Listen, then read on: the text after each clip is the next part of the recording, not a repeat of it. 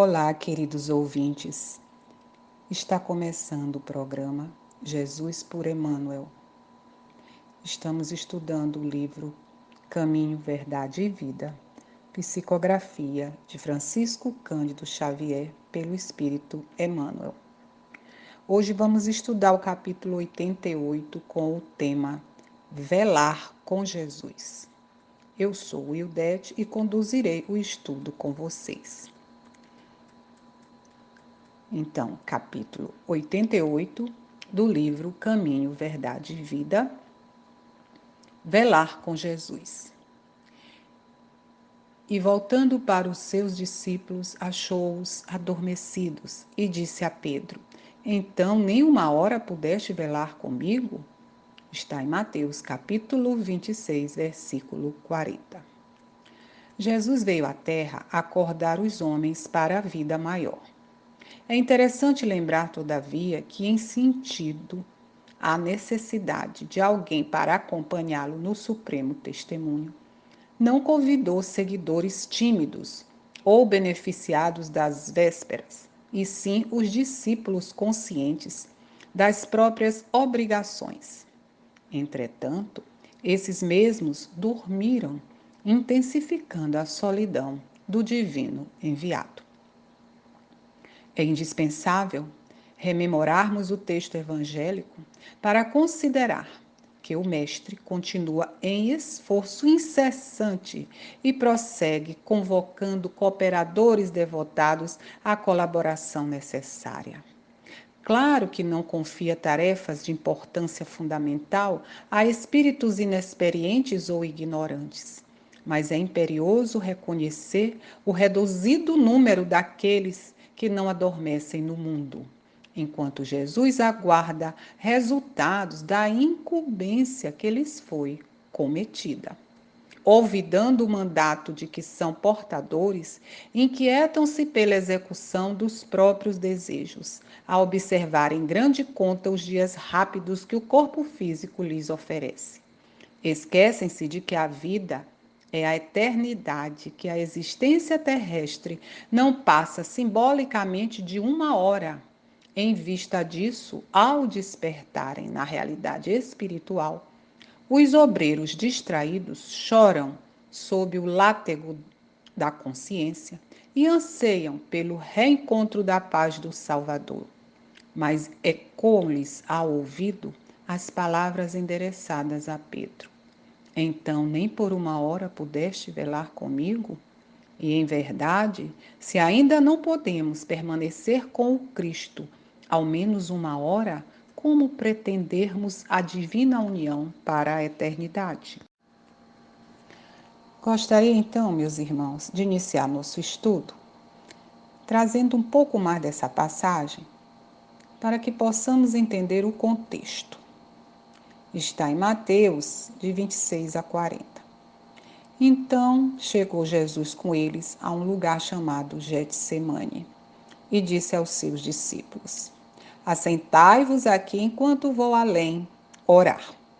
E levando consigo Pedro e os 2 filhos de Zebedeu, começou a entristecer-se e a angustiar-se muito. Então lhes disse: A minha alma está cheia de tristeza até a morte. Ficai aqui e velai comigo. E indo um pouco mais para adiante, prostrou-se sobre o seu rosto, orando e dizendo: Meu Pai, se é possível, passe de mim este cálice. Todavia, não seja como eu quero, mas como tu queres. E voltando para os seus discípulos, achou-os adormecidos e disse a Pedro: Então, nem uma hora pudeste velar comigo? Então, esse texto de Emmanuel é inspirado nessa passagem, desse momento de extremo sofrimento de Jesus, já que ele estava aguardando os soldados romanos para prendê-lo e levá-lo para a crucificação. Jesus não pediu para velarem a ele, vigiando para avisar que os guardas estavam chegando para prendê-lo, pois ele não pretendia fugir. O velar a que ele se refere é que os discípulos deveriam ficar despertos em oração, para contribuir com este momento sublime que Jesus iria passar.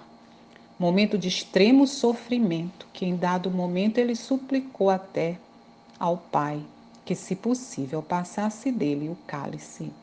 Mas rapidamente se rendeu à vontade do Pai, pois sabia, tinha o conhecimento que a vida verdadeira é a vida espiritual e que aquele tempo que passara na terra tinha findado.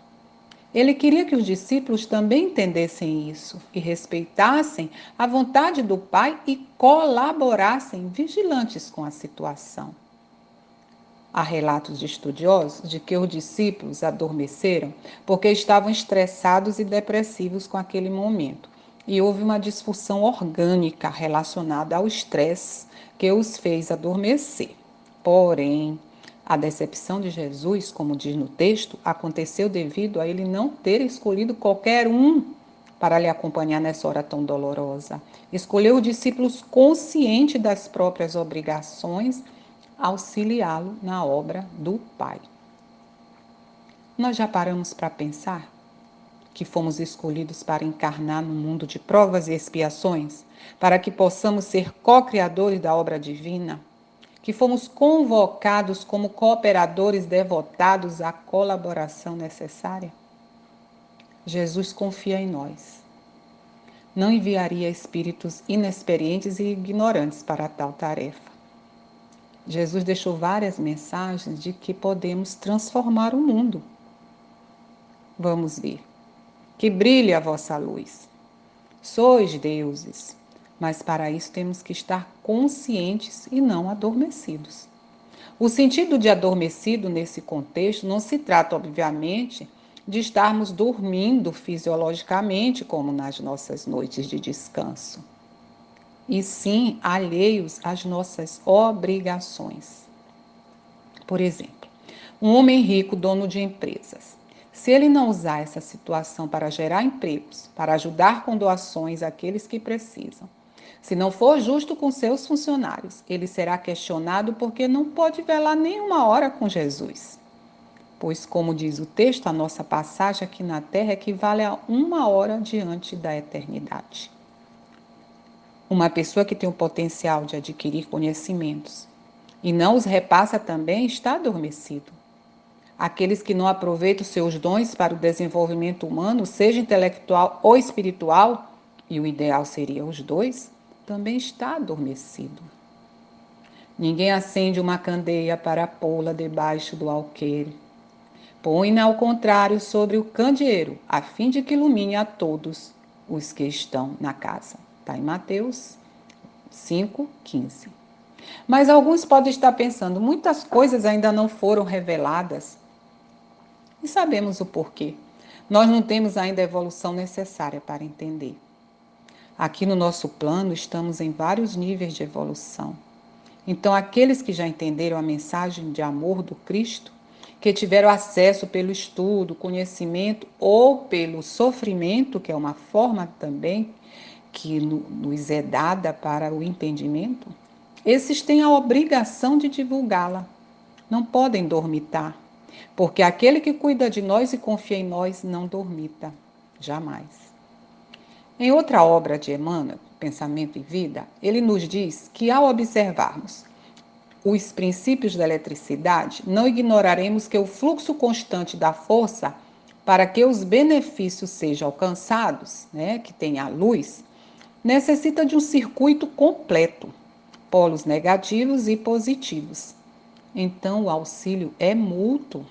A ajuda entre nós na nossa caminhada é fundamental para a nossa evolução espiritual. O amparo que recolhemos corresponde ao amparo que dispensamos.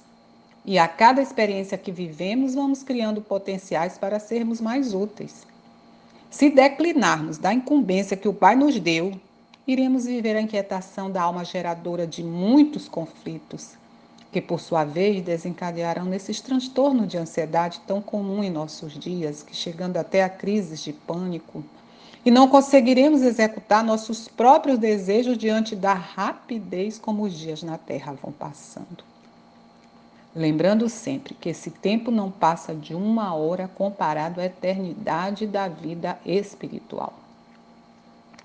E no momento do retorno à morada verdadeira, quando ansiamos pela paz do Mestre, vamos nos dar conta que dispensamos momentos preciosos de labor e que nesses pequenos momentos não conseguimos velar com Jesus. E será muito difícil conseguirmos estar com Ele na eternidade. Então, estejamos conscientes e despertos para os sinais do labor. Eles vêm de várias formas. São os desafios, são os desafetos, são problemas familiares, no trabalho, no estudo. A vida nos apresenta de todas as formas. Não poderemos estar dormitando sob pena de dispersarmos uma encarnação inteira. Então, meus irmãos, que nos esforcemos de estar velando com Jesus, pois Ele está o tempo todo velando conosco. Então, essa foi nossa contribuição para o estudo da obra Caminho, Verdade e Vida. No próximo programa, estudaremos o capítulo 89. Paz para todos.